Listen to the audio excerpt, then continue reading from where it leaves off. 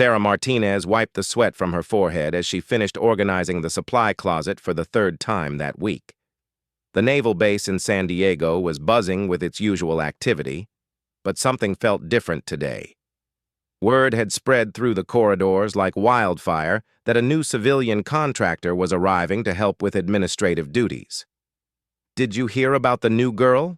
whispered Petty Officer Johnson to his buddy Mike as they passed Sarah in the hallway. "Apparently, she's some fresh college graduate who needs the work experience." Sarah couldn't help but overhear. She had been working at the base for 2 years now, managing supplies and helping with paperwork. The place had become like a second home to her, and she knew everyone who worked there. New faces always created a stir, especially when they were young women in a predominantly male environment. The morning sun cast long shadows across the parking lot when a small, beat-up Honda Civic pulled into the visitors section. Out stepped a young woman who looked barely 22 years old. She had shoulder-length brown hair that seemed to catch the light, and she wore a simple white blouse with black pants. Her shoes were practical flats, and she carried a worn leather messenger bag that had seen better days. "That must be her," said Chief Petty Officer Roberts, watching from the window of the main office. "Looks like she could be someone's little sister." The young woman approached the main entrance with careful steps, checking the address on her phone twice before walking through the doors.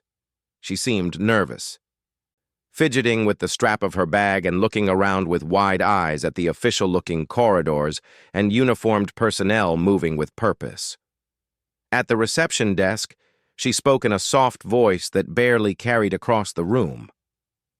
"Hi, I'm Amy Chen. I'm supposed to start work today as an administrative assistant." The receptionist, a friendly woman named Carol, looked up with a warm smile. "Oh yes, we've been expecting you. Let me get your temporary ID card ready. You'll be working with Sarah Martinez initially to learn the ropes." Amy nodded eagerly, her hands clasped in front of her like a schoolgirl meeting her teacher for the first time. When Sarah approached to greet her, Amy's handshake was gentle and brief.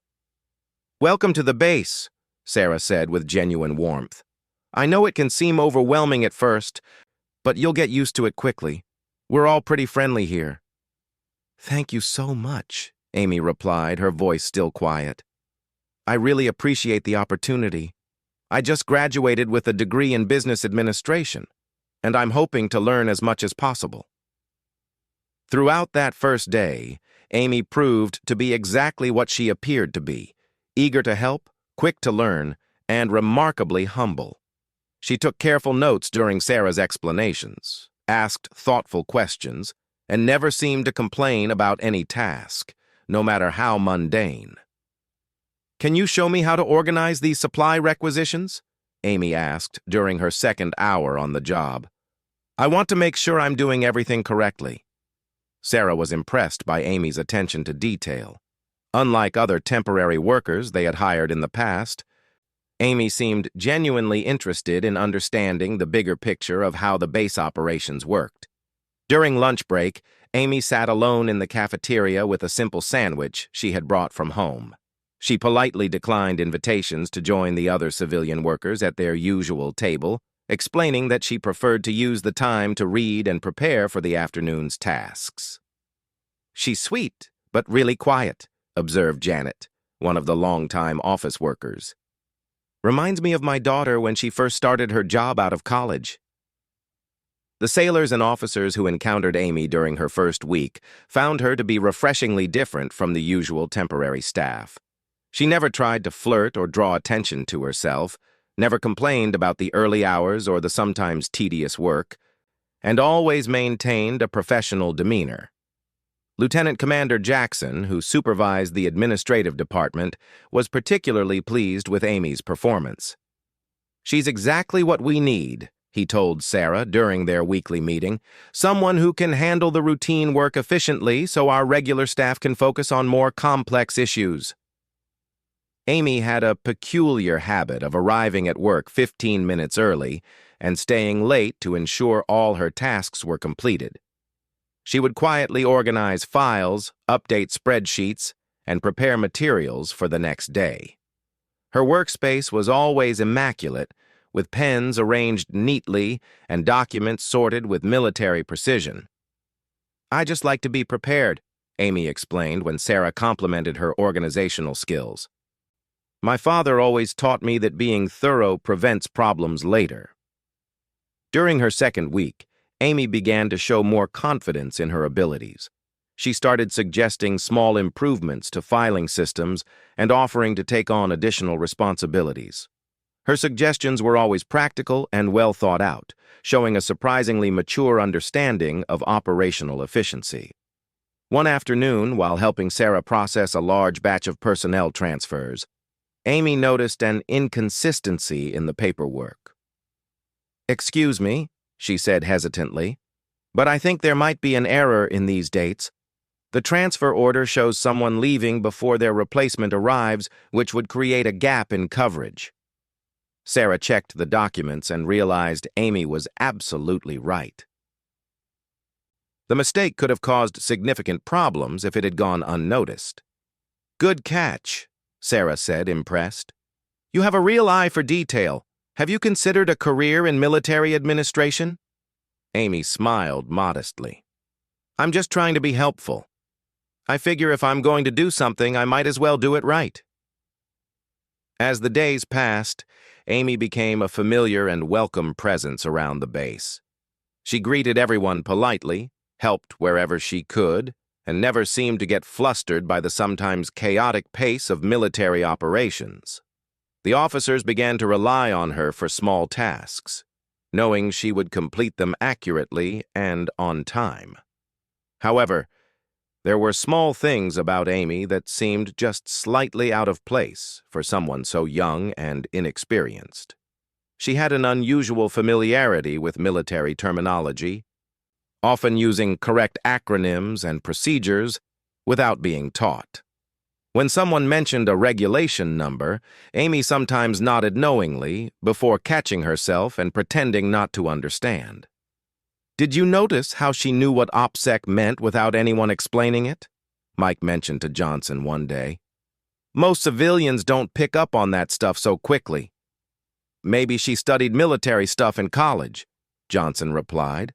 "Some people are just naturally smart about that kind of thing." Amy's lunch routine never varied. She would sit at the same corner table, eat her simple meal, and read what appeared to be professional development books. Sometimes the covers were visible, books about leadership, strategic planning, and organizational management. They seemed like heavy reading for someone in her position. During her third week, Amy volunteered to help with a special project that involved cataloging and organizing historical base records. The task required working alone in a basement archive room that most people found depressing and claustrophobic. Amy, however, seemed to thrive in the environment.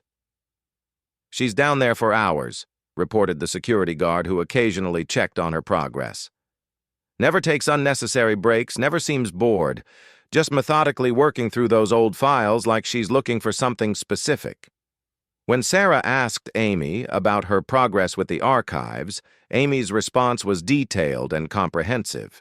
She had not only organized the files as requested, but had also created a digital index system that would make future searches much more efficient. "I thought this might be helpful for long-term reference," Amy explained, showing Sarah the computer system she had designed. "It cross-references dates, personnel, and incident types so you can find what you need quickly." The system was sophisticated, showing a level of technical skill and strategic thinking that seemed beyond what would be expected from a recent college graduate doing temporary administrative work. Sarah made a mental note to recommend Amy for more challenging assignments. As Amy's first month drew to a close, she had become an integral part of the base's daily operations. Officers who had initially barely noticed her presence now actively sought her assistance with projects. She had a knack for anticipating needs and providing solutions before problems became serious issues. Yet despite her growing importance to the team, Amy maintained her modest demeanor and simple lifestyle. She still drove the same old car, brought lunch from home, and dressed in the same understated professional style. She never talked about her personal life, never complained about the work, and never seemed to have an agenda beyond doing her job well. The only person who seemed to have any reservations about Amy was Master Chief Petty Officer Williams, a 30-year veteran who had seen hundreds of temporary workers come and go. During a casual conversation with Sarah, he mentioned his observations. "There's something about that girl that doesn't quite add up," he said thoughtfully. "Don't get me wrong, she's doing excellent work. It's just that she carries herself like someone who's used to being in charge, even though she's supposedly fresh out of college. Watch her walk sometime, or notice how she observes everything that's happening around her. That's not typical behavior for someone in her supposed position." Sarah dismissed his concerns as the natural suspicion of an old soldier who had learned to be cautious about new people. Amy seemed perfectly normal to her, just exceptionally competent and mature for her age. As Friday afternoon approached, ending Amy's 4th week on the base, she was putting the finishing touches on a comprehensive report about supply chain efficiency that Lieutenant Commander Jackson had requested. The report was thorough, professional, and contained insights that impressed everyone who read it. Amy gathered her belongings as usual, said goodbye to her colleagues, and headed toward the parking lot. She walked with her characteristic quiet confidence, her worn messenger bag slung over her shoulder, looking every bit like the harmless college graduate everyone believed her to be. But as she reached her car, Amy paused for a moment and looked back at the base buildings with an expression that was difficult to read. For just an instant, her posture seemed different, more authoritative, as if she were assessing the facility from an entirely different perspective than that of a temporary administrative assistant. Then the moment passed, and Amy got into her car and drove away, leaving behind another day of perfectly executed work and maintaining the carefully constructed image that had served her purposes so well.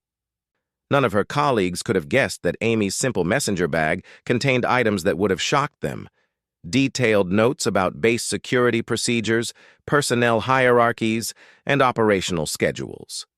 Information that a temporary worker would have no legitimate reason to collect, but which someone with entirely different intentions might find extremely valuable.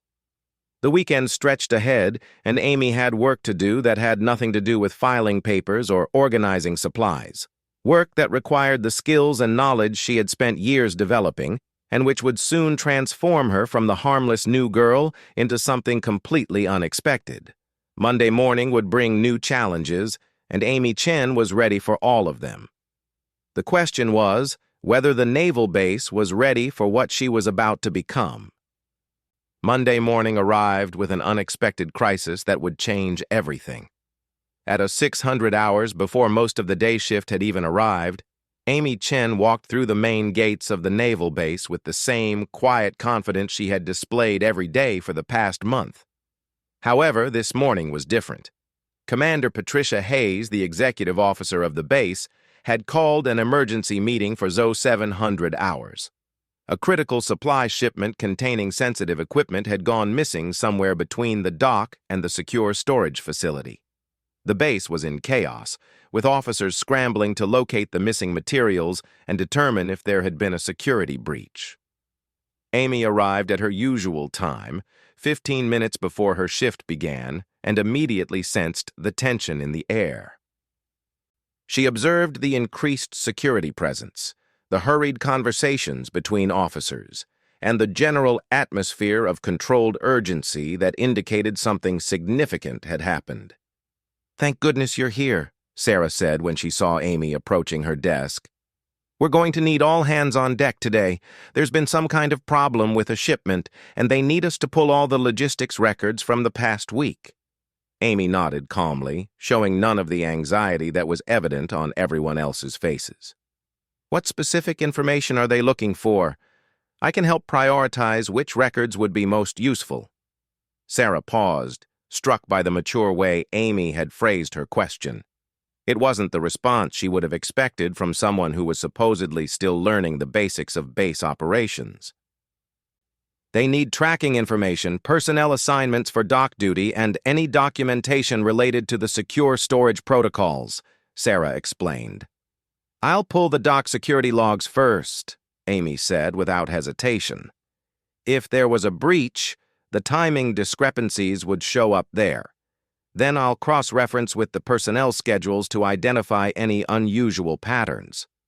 Sarah stared at Amy in surprise. How do you know about security logs? That's not something we've covered in your training. Amy seemed to realize she had revealed more knowledge than she should have. Oh, I just figured that would be the logical place to start looking for problems. I read about security procedures in some of the manuals during my free time.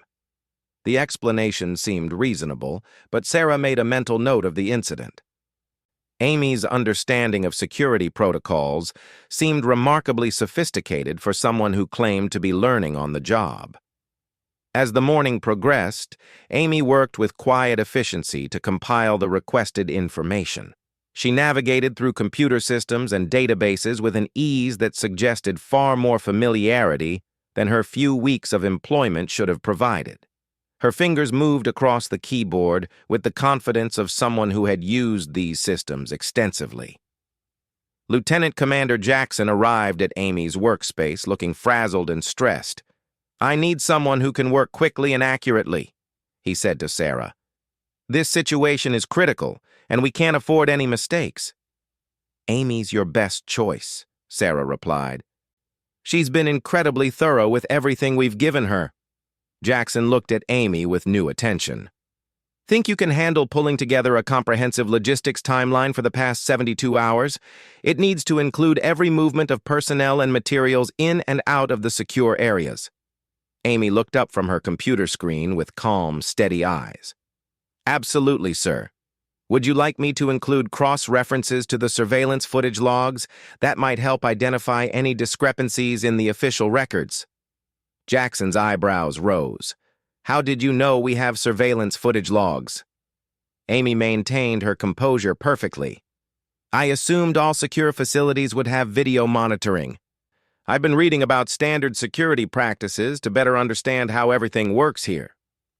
The explanation satisfied Jackson, but the seed of curiosity had been planted.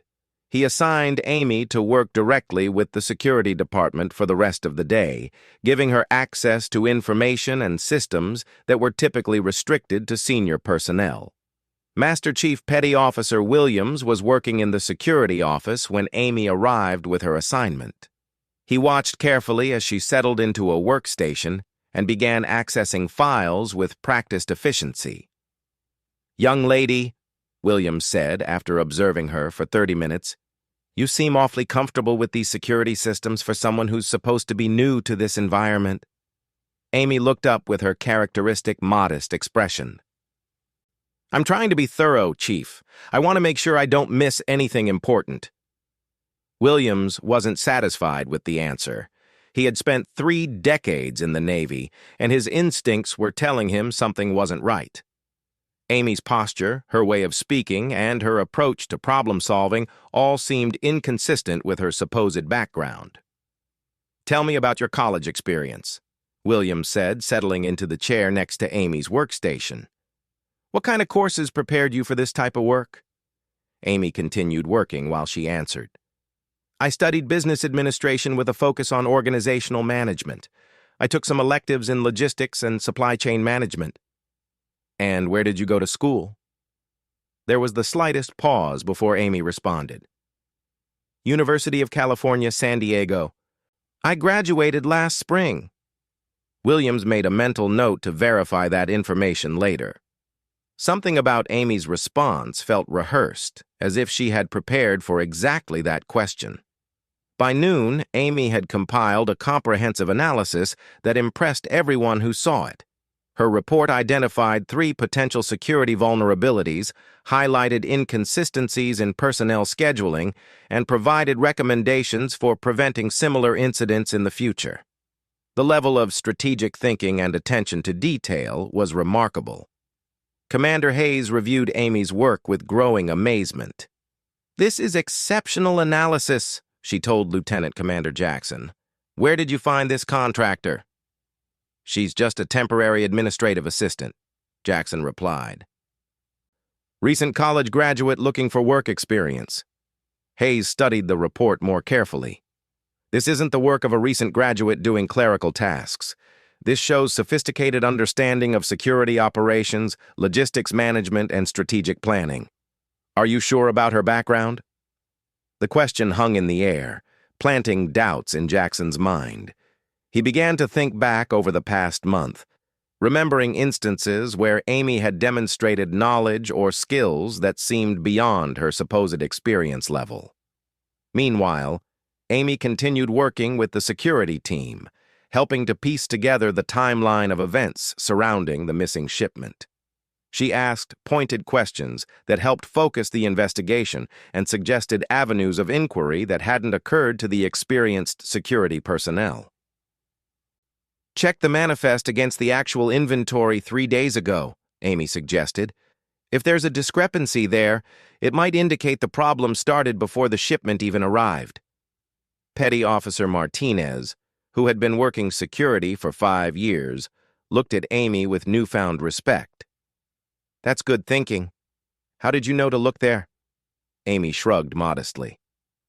Just trying to think through all the possibilities. But her suggestion proved to be exactly right.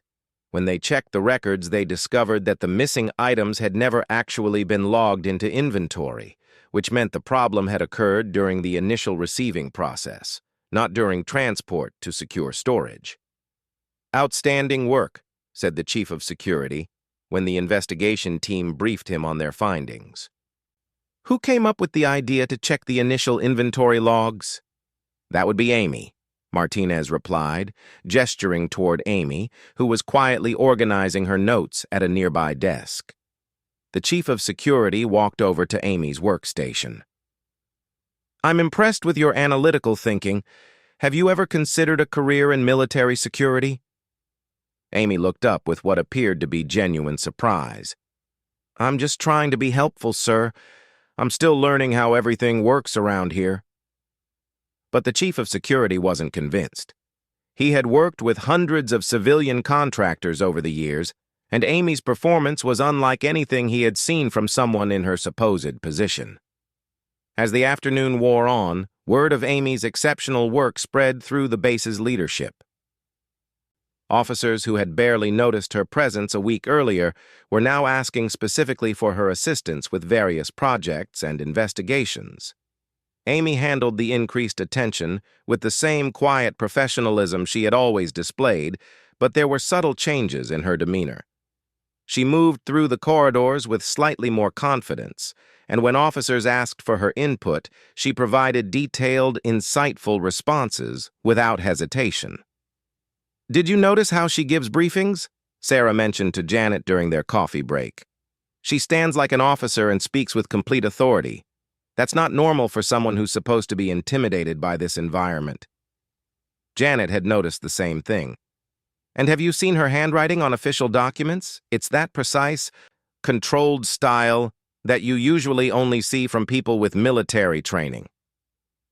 The two women weren't the only ones beginning to have questions about Amy. Throughout the base, people were starting to notice inconsistencies between Amy's supposed background and her actual knowledge and capabilities. During a brief conversation with Amy about weekend plans, Sarah asked casually, "Do you live near the base? I've never seen you in any of the local coffee shops or restaurants." Amy's answer was vague.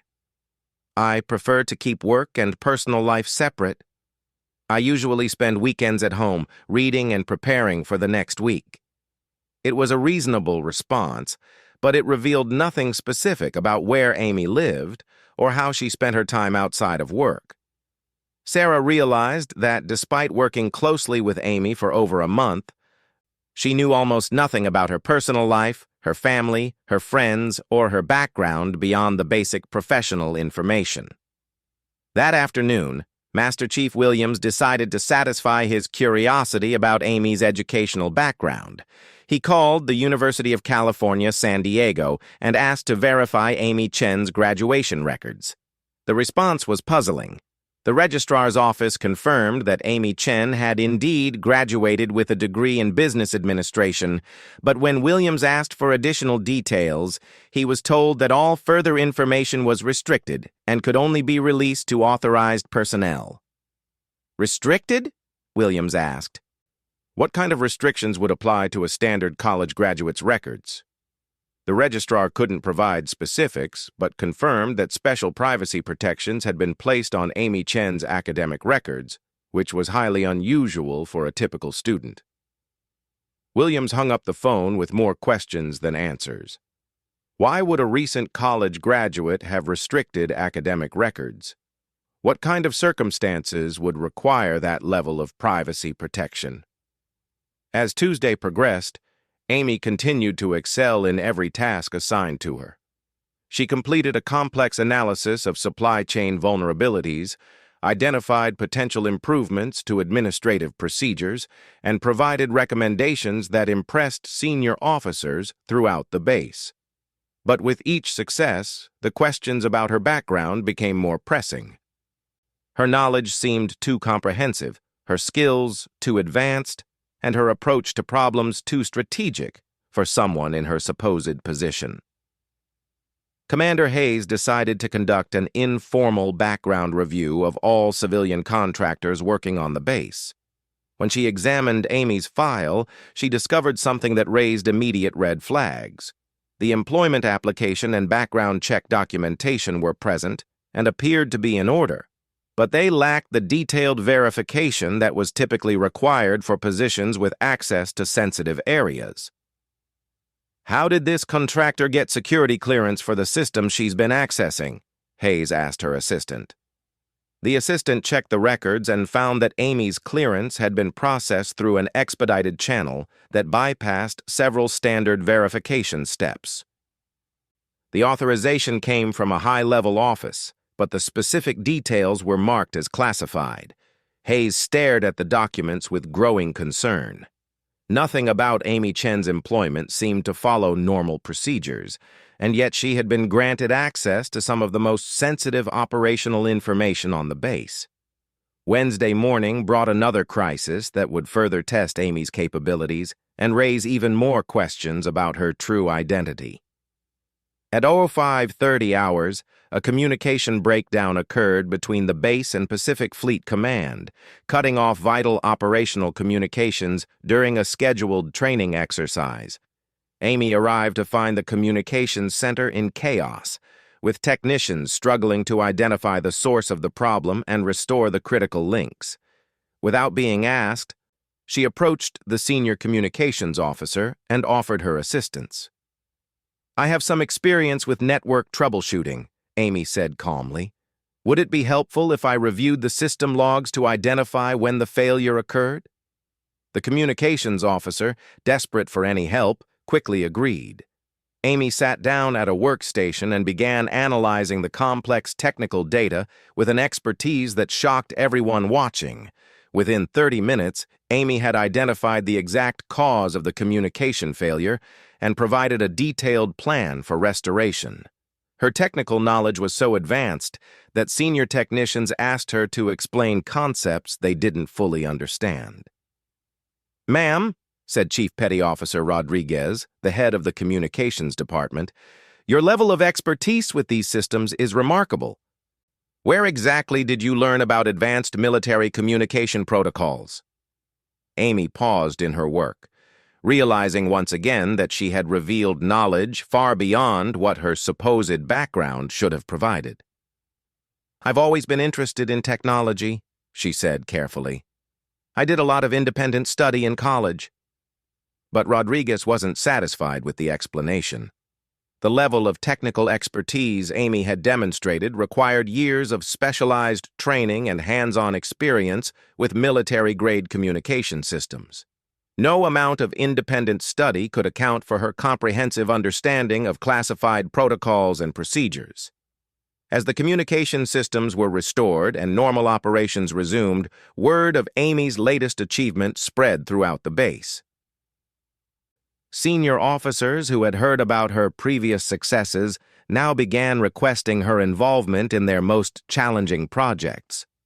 Amy found herself being consulted on issues ranging from logistics optimization to personnel management to strategic planning. In each case, she provided insights and recommendations that demonstrated sophisticated understanding of military operations at the highest levels. By Thursday afternoon, the questions about Amy's true identity had reached a critical point. Master Chief Williams, Commander Hayes, and Lieutenant Commander Jackson met privately to discuss their concerns about the mysterious contractor who seemed to know far more than she should. "Something doesn't add up," Williams said firmly. "Her knowledge, her skills, her approach to problem-solving, even the way she carries herself. None of it matches someone who's supposed to be a recent college graduate doing temporary clerical work." Hayes nodded in agreement. "I've been reviewing her employment documentation, and there are irregularities throughout the process. Her security clearance was expedited through channels I've never seen used for civilian contractors." Jackson looked uncomfortable with the direction of the conversation. "Are you suggesting she's not who she claims to be? That seems pretty far-fetched." "All I'm saying is that we need answers," Hayes replied. "Tomorrow, I'm going to request a comprehensive background verification through official channels. If Amy Chen is exactly who she claims to be, the investigation will confirm it. If she's not..." The three officers agreed to keep their suspicions confidential until they had more concrete information. But they also decided to pay closer attention to Amy's activities and interactions, looking for any additional clues about her true identity. Friday morning, Amy arrived at work to find a different atmosphere than she had experienced during her previous weeks on the base. People watched her more carefully. Conversations seemed to pause when she approached, and several officers asked her probing questions about her background and experience. Amy sensed the change immediately. Her carefully constructed cover was beginning to attract exactly the kind of scrutiny she had hoped to avoid. She realized that her exceptional performance had created unintended consequences, drawing attention that could compromise her mission. As she settled into her workspace and began her daily tasks, Amy made a decision. The time for maintaining her harmless facade was coming to an end. Soon she would have to reveal her true identity and the real reason she had spent the past month working as a temporary administrative assistant at the naval base. The question was whether she would choose the timing of that revelation, or whether the growing suspicions of the base personnel would force her hand before she was ready. Amy glanced at her calendar and noted an important date circled in red ink. Monday, 6 weeks from her start date. The day when everything would change, and the harmless new girl would finally show the naval base exactly who she really was.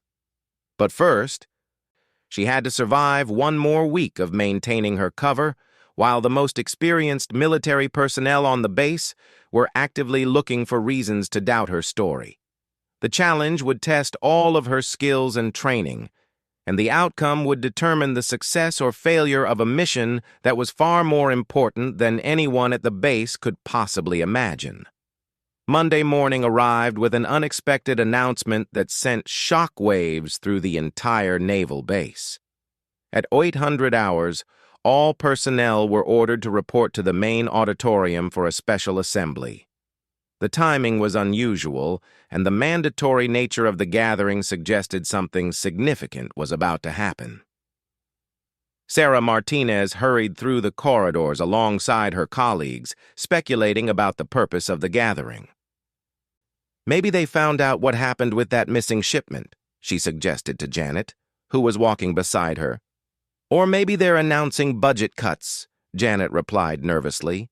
"You know how these emergency meetings usually go." As the civilian and military personnel filed into the auditorium, Sarah noticed that Amy Chen was nowhere to be seen.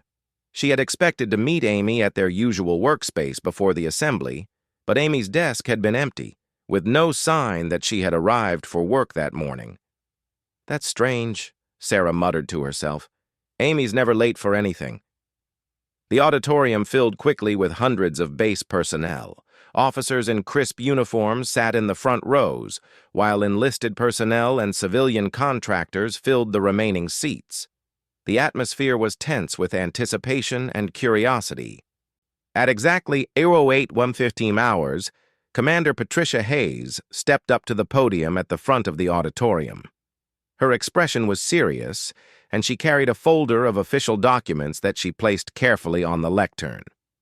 "Good morning, everyone," Hayes began, her voice carrying clearly through the auditorium's sound system. "Thank you all for gathering on such short notice.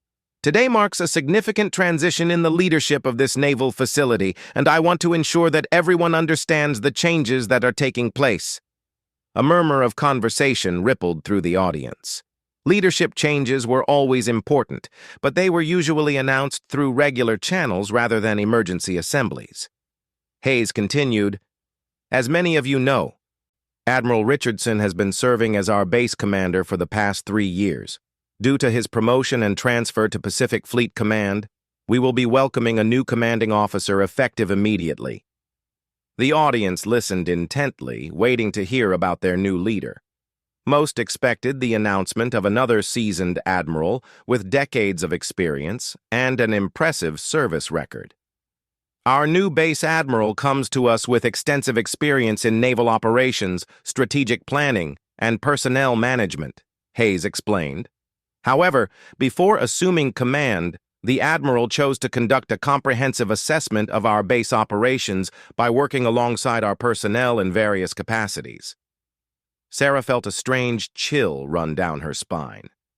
Something about Hayes's words seemed familiar, but she couldn't quite place why. "For the past 6 weeks," Hayes continued, "our new commanding officer has been observing our daily operations, evaluating our procedures, and identifying areas for improvement. This assessment was conducted in a way that allowed for genuine, unfiltered observation of how our base functions at every level." The murmur in the auditorium grew louder as people began to realize that someone among them had been conducting covert observations. The implications were both fascinating and unsettling. "Ladies and gentlemen," Hayes announced with a slight smile, "please welcome Admiral Amy Chen, your new base commander." The auditorium fell into stunned silence as Amy Chen walked onto the stage. But this was not the shy, modest young woman who had spent 6 weeks working as a temporary administrative assistant. This Amy stood tall with unmistakable military bearing, wearing the crisp dress uniform of a rear admiral, complete with ribbons, insignia, and the confident demeanor of someone accustomed to command. Sarah's mouth dropped open in shock. She stared at the woman on stage, trying to reconcile the image of the humble recent college graduate with the decorated naval officer now standing before them. "Good morning," Admiral Chen said, her voice carrying the authority and presence that had been carefully hidden for weeks. "I realize this revelation comes as a surprise to many of you, and I want to explain my unconventional approach to assuming command of this facility." Master Chief Williams sat in the front row, his suspicions finally validated, but his amazement no less profound. All of his instincts had been correct, but even his experienced eye had failed to identify the true extent of Amy's deception. Admiral Chen moved to the center of the stage, commanding the attention of every person in the auditorium. 6 weeks ago, I made the decision to evaluate this base not from the traditional perspective of an incoming commanding officer, but from the ground level. I wanted to understand how our operations truly function when senior leadership isn't watching. She paused, scanning the faces of the personnel who had worked alongside her without knowing her true identity. "I worked as Amy Chen, temporary administrative assistant, because I needed to see our base through the eyes of someone at the beginning of their career. I needed to understand our strengths and weaknesses from a perspective that traditional command assessments often miss." Lieutenant Commander Jackson sat in stunned silence, remembering every interaction he had had with Amy over the past weeks. Her insightful questions, her sophisticated analysis, her mature approach to problem-solving. It all made perfect sense now. "During my time working among you, Admiral Chen continued. I observed exceptional dedication, professionalism, and competence at every level of our organization. I also identified areas where we can improve our efficiency, security, and personnel development. Sarah found herself thinking back through all of Amy's actions during the past 6 weeks. The way she had anticipated problems, her sophisticated understanding of military procedures, her ability to navigate complex situations with ease, all of it took on new meaning now. I want to address the elephant in the room, Admiral Chen said with a slight smile. Yes, I deceived you about my identity and background. This was not done lightly, and I understand that some of you may feel betrayed or confused by my actions. She walked to one side of the stage, making eye contact with various members of the audience. However, I want you to know that every observation I made, every interaction we shared, and every assessment I conducted was done with the deepest respect for your service and your contributions to this base. Master Chief Williams stood up, following military protocol when addressing a commanding officer. Admiral, permission to speak freely? Granted, Master Chief, Admiral Chen replied. Ma'am, I have to say that your performance during the past 6 weeks was remarkable. You managed to maintain your cover while demonstrating competence that made many of us suspicious, but we could never have imagined the truth. How did you prepare for such an assignment? Admiral Chen nodded appreciatively at the question. Master Chief, maintaining an undercover role while still being true to my commitment to excellence was one of the most challenging aspects of this assignment. I had to constantly balance being helpful and competent with not revealing knowledge that would expose my true background. She moved back to the center of the stage. I spent months preparing for this role, studying how to present myself as a recent college graduate while still being able to contribute meaningfully to base operations. The goal was to be useful enough to gain access to various departments and procedures, but not so exceptional that I would raise immediate suspicions.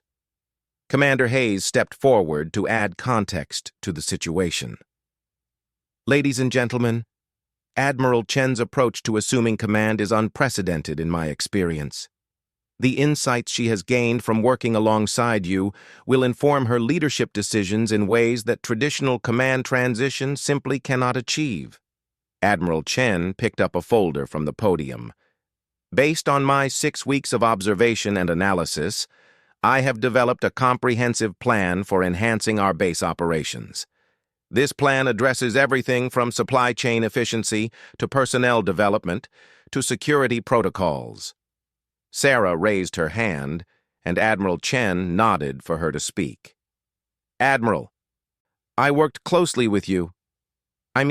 With Amy. For the entire time you were here. I have to ask, how much of what you showed us was real and how much was an act? Admiral Chen's expression softened.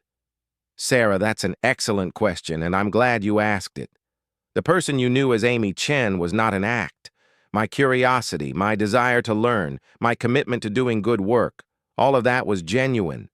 What was concealed was my experience and my rank, not my character or my values. She paused, looking directly at Sarah. Your patience in training me, your willingness to share your knowledge, and your dedication to excellence made a significant impression on me. You embody the kind of professionalism and competence that makes this base successful. The compliment brought tears to Sarah's eyes. Despite the shocking revelation, she realized that the person she had grown to respect and like over the past 6 weeks was still the same person, just with a very different background than she had imagined. Chief Petty Officer Rodriguez stood up. Admiral, during the communication crisis last week, you demonstrated advanced technical knowledge that helped us restore critical systems. How did you manage to have that expertise while maintaining your cover as a recent college graduate? Chief, that was one of the most challenging moments of maintaining my cover, Admiral Chen admitted. I knew I could solve the problem quickly, but doing so would reveal knowledge that Amy Chen shouldn't have possessed. I decided that the operational needs of the base took priority over maintaining my deception. She smiled slightly. That incident, along with several others, accelerated my timeline for revealing my true identity. I realized that continuing the deception much longer would become impossible without compromising my ability to contribute effectively to base operations. Lieutenant Commander Jackson stood and addressed the Admiral. "Ma'am, I have to say that your analysis and recommendations during the past weeks have been exceptional. Knowing who you really are makes it clear why your work was so sophisticated, but I'm curious about your long-term plans for the base." Admiral Chen opened her folder and referred to her notes. "Commander Jackson, I'm prepared to share some of my initial recommendations with everyone here today. First, I believe we need to enhance our cross-training programs to ensure that personnel in different departments understand how their work affects the overall mission." She continued with a detailed presentation of her observations and recommendations. Her plans addressed supply chain management, security protocols, personnel development, and operational efficiency. Each recommendation was supported by specific examples from her 6 weeks of observation. For instance, Admiral Chen explained, "I noticed that our supply requisition process involves several redundant steps that could be streamlined without compromising accuracy or security. Sarah Martinez and her team demonstrated excellent attention to detail, but they were working within a system that required unnecessary duplication of effort." Sarah felt a surge of pride at being mentioned positively by the Admiral, but she also felt embarrassed that she had been unknowingly working alongside her commanding officer for weeks. Admiral Chen spent the next hour outlining her vision for the base's future. Her plans were comprehensive, well thought out, and clearly informed by her detailed observation of current operations. She addressed questions from personnel throughout the base, demonstrating the same approachable demeanor she had shown as Amy, but with the added authority of her rank and experience. "I want to make one thing absolutely clear," Admiral Chen said as she concluded her presentation. "The relationships I built during my time working among you were genuine. My respect for your professionalism, my appreciation for your dedication, and my commitment to supporting your success, none of that was part of a deception." She scanned the audience, making eye contact with as many people as possible. "Moving forward, I hope we can build on the foundation of mutual respect that was established during the past 6 weeks. You know that I'm not an admiral who observes from a distance. You've seen that I'm willing to work alongside you, to understand your challenges, and to contribute to solutions." Master Chief Williams stood again. "Admiral, speaking for the senior enlisted personnel, I want to say that your approach has earned our respect in a way that traditional command transitions rarely achieve. You've demonstrated that you understand our operations from the ground up." "Thank you, Master Chief," Admiral Chen replied. "That was exactly what I hoped to accomplish." As the assembly concluded, Admiral Chen made herself available for individual questions and conversations. Personnel approached her with a mixture of curiosity, respect, and lingering amazement at the revelation of her true identity. Sarah was among the first to approach her new commanding officer. "Admiral, I just want to say that working with you, was one of the best experiences I've had on this base. You made me a better employee and taught me things I didn't even know I needed to learn." Admiral Chen smiled warmly. "Sarah, the feeling is mutual. Your professionalism and dedication are exactly the qualities that make this base successful. I hope we can continue working together, though obviously our roles will be somewhat different now." As the auditorium emptied and personnel returned to their duties, the transformation was complete. Amy Chen, the harmless temporary worker, had become Admiral Chen, the commanding officer of the naval base. But more than just revealing her true identity, she had established a foundation of respect and understanding that would serve her well in her new leadership role. The base would never be the same, but in the best possible way. The officers and enlisted personnel now knew they had a commanding officer who truly understood their work, their challenges, and their contributions to the mission. and Admiral Chen had gained insights into base operations that would inform her leadership decisions for years to come.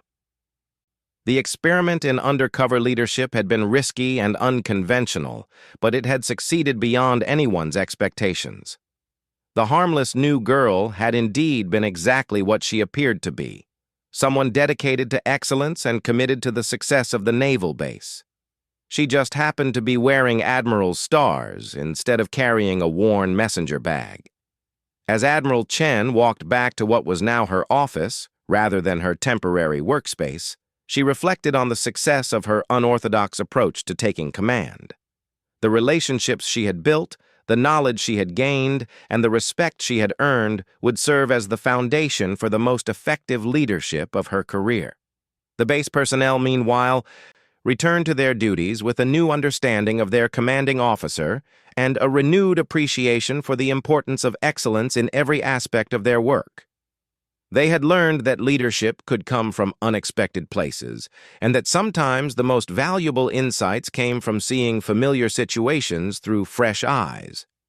The story of Admiral Amy Chen would become legendary throughout the Navy, inspiring other officers to find creative ways to understand and connect with the personnel under their command.